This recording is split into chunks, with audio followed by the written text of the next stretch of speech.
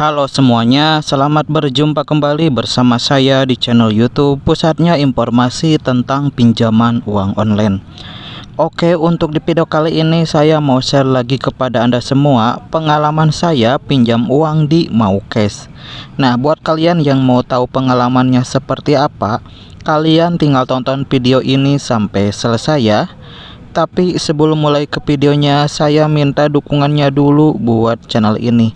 Caranya dengan klik dulu tombol subscribe dan aktifkan juga tombol loncengnya agar kalian semua gak ketinggalan informasi menarik selanjutnya dari channel ini.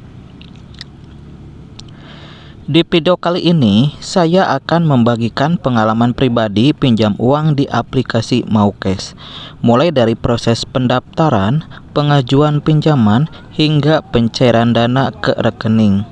Saya juga membahas syarat yang dibutuhkan, bunga dan tenor cicilan, serta kelebihan dan kekurangan Maucash berdasarkan pengalaman nyata. Selain itu, saya juga jelaskan apakah Maucash aman, bagaimana proses penagihan, dan tips agar pengajuan pinjaman cepat disetujui. Semoga pengalaman ini bisa jadi referensi sebelum kamu memutuskan pinjam uang di Maucash. Awalnya saya coba pinjam uang di Maucash karena lagi butuh dana cepat untuk keperluan mendesak.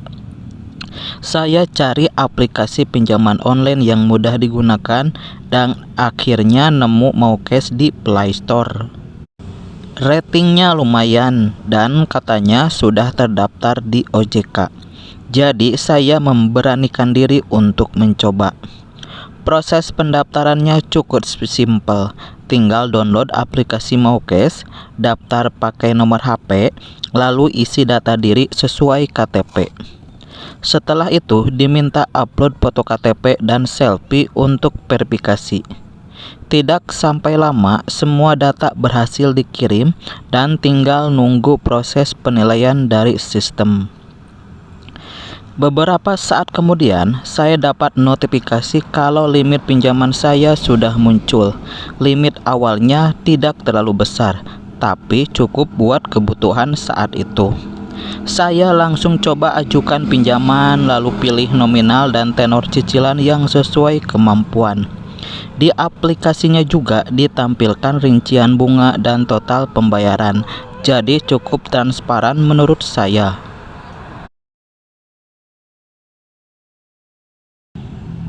Dulu waktu itu saya pinjam uang sebesar 3 juta rupiah dengan lama pinjamannya selama 6 bulan.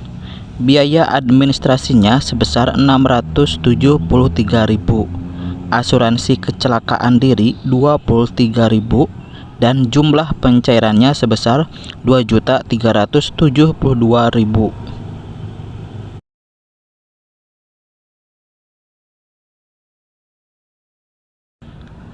Untuk proses pencairannya terbilang cepat. Setelah pengajuan disetujui, dana langsung masuk ke rekening dalam hitungan jam. Ini yang paling bikin lega, karena memang saya butuh uangnya secepat mungkin.